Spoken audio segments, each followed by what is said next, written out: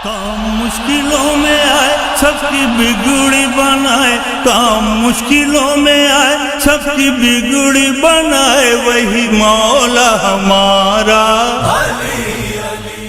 सलामुन अलैकुम। आप तमामी हजरात को, तमाम अहले इस्लाम को ईद गदीर की बहुत बहुत मुबारकबाद पेश करते हुए मैं अस्करी अब्बास एवं अम्बाड़ा आगा बाकर से आप लोगों को ईद गदीर की मुबारकबाद पेश करता हूं और तमाम अहले इस्लाम को मुसलमानों की सबसे बड़ी ईद ईद अकबर की मुबारकबाद पेश करता हूं।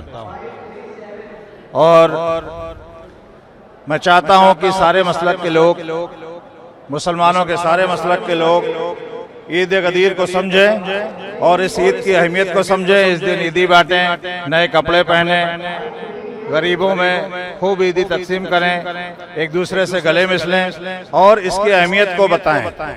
इसकी अहमियत को बताएं कि ईद गदीर क्या है। बाकी बातें साजिद भाई ने आप लोगों को बता दी। एक बार फिर मैं अपनी तरफ से और तमामी मोमिनीन की तरफ से ईद गदीर की मुबारकबाद पेश करता हूँ।